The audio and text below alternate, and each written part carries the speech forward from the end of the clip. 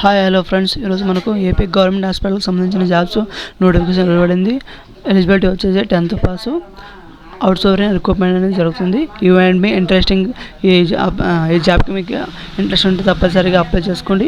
మనకి ఇక్కడ చూసుకున్నట్లయితే ఏపీలో ప్రభుత్వ ఆసుపత్రిలో ఉద్యోగాలను రావడం జరిగింది. ఏపీ అవుట్ సోర్సింగ్ జాబ్స్ 2026కి సంబంధించి ప్రభుత్వ ఆసుపత్రిలో 10వ తరగతి ప్రభుత్వ ఉద్యోగాలు.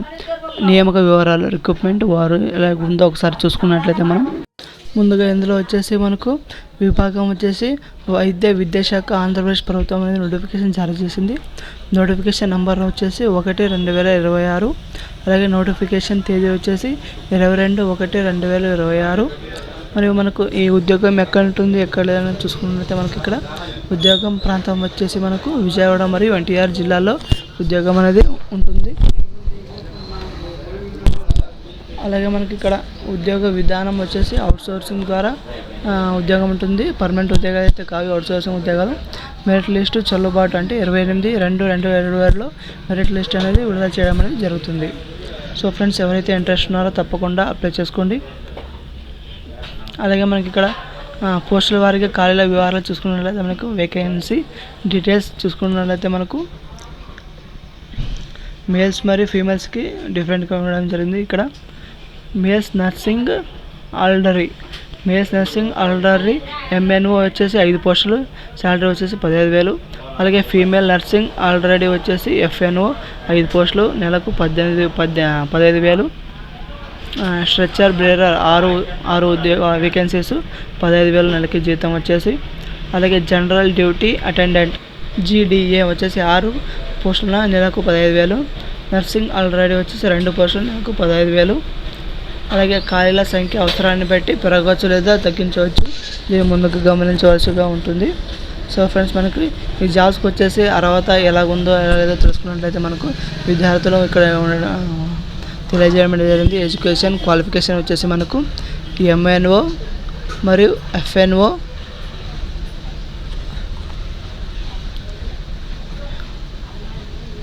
చూసుకున్నట్లయితే MNO FNO nursing ordinary stretcher బేరర్కి వచ్చేసి మనకు SSC 10th క్లాస్ అనేది పాస్ అయి ఉండాలి కంపల్సరీగా. తర్వాత గుర్తింపు పొందిన సంస్థ నుంచి ఫస్ట్ ఎయిడ్ సర్టిఫికేట్ అనేది కంపల్సరీగా ఉండాలి. General duty attender GDA SSC ఉత్తరం ఉండాలి. పోస్ట్ ప్రకారం లింగ పరిమితులు అనేవి వర్తించాయి, ఇందులో గమనించగలరు.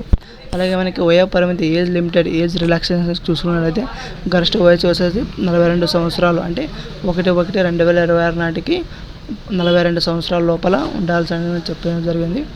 ఇక్కడ వయో సడలింపు ఏజ్ రిలాక్సేషన్ చూసుకున్నట్లయితే SC ST OBC ఎడ్యుకేటర్కి 5 సంవత్సరాల సడలింపు ఉంటుంది.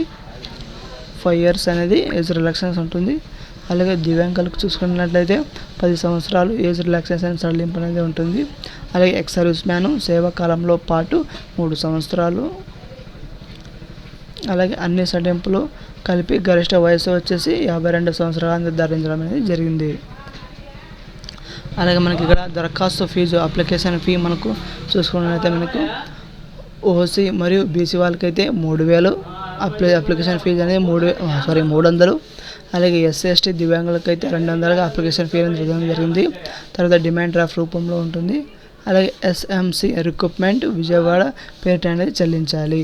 అలాగే మనకి ఇక్కడ ఎంపిక విధానం సెలక్షన్ ప్రాసెస్ చూసుకున్నట్లయితే మొత్తం 100 మార్కులు ఉంటాయి. అందులో 75 మార్కులు విద్యార్థి మార్కులు ఉంటాయి, 10 మార్కులు అర్హత, తర్వాత నిరీక్షణ కాలానికి ఉంటుంది, తర్వాత 15 మార్కులు కాంటాక్ట్ అవుట్సోర్సింగ్ కోవిడ్ సేవ అనుభవానికి సంబంధించి ఉంటుంది.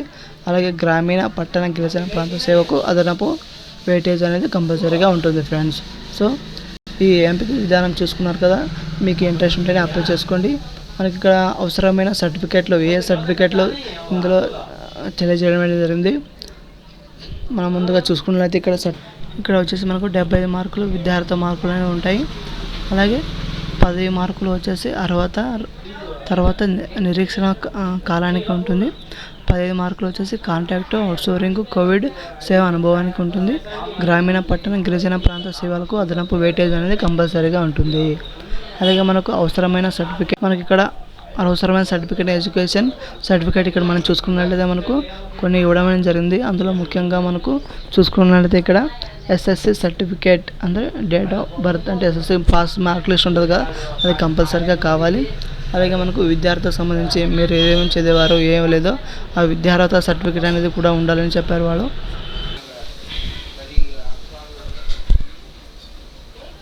ఇక్కడ మనకు ఎస్ఎస్సి సర్టిఫికేటు, విద్యార్థి సర్టిఫికేటు, మార్క్స్ నమోదు ఉండాలి. అలాగే కుల ఈడబ్ల్యూఎస్ సర్టిఫికేట్లు వర్తిస్తే సదరం సర్టిఫికేట్ ఉన్నట్లయితే అలాగే కావాలి. సర్వీస్ వెయిటేజ్ కోసం సర్టిఫికేటు, 4వ తరగతి నుంచి 10వ తరగతి వరకు స్టడీ సర్టిఫికేట్లు, అలాగే పూర్తి డాక్యుమెంట్ లేకుంటే దరఖాస్తు అనేది ఖచ్చితంగా తిరస్కరించబడుతుంది. సో మీ దగ్గర డాక్యుమెంట్ ఉంటేనే అప్లై చేసుకోండి.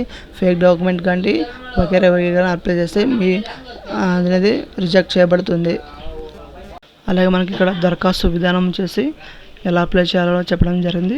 దరఖాస్తు ఫారం డౌన్లోడ్ చేయండి. కింద ఇచ్చిన లింక్ ద్వారా అప్లికేషన్ ఫారం అనేది డౌన్లోడ్ చేసుకోండి. ఫారం అనేది పూర్తిగా అప్లికేషన్ ఫిల్ చేసి అవసరమైన డాక్యుమెంట్లు దానికి యాడ్ చేయండి, జతపరచాలి. ఫిజికల్ అప్లికేషన్ మాత్రమే కింది చిరునామాకు సమర్పించాలి. ఫిజికల్ అప్లికేషన్ ప్రిన్సిపల్ కార్యాలయం వచ్చేసి మనకు government Siddhartha medical college, Vijayawada లేదా ఎన్టీఆర్ జిల్లా. ఆన్లైన్ మరియు పోస్టల్ దరఖాస్తులు అంగీకరించబడవు. సో ఫ్రెండ్స్, చూసారు కదా నోటిఫికేషన్ అనేది. ఒకసారి పూర్తిగా చదువుకుని మీకు ఇంట్రెస్ట్ ఉంటేనే అప్లై చేయండి. అలాగే ఎలా అప్లై చేయాలో తెలియకపోతే కింద కామెంట్లో అప్లై అని కామెంట్ పైన కంపల్సరీగా అప్లై వీడియో పెడతాను.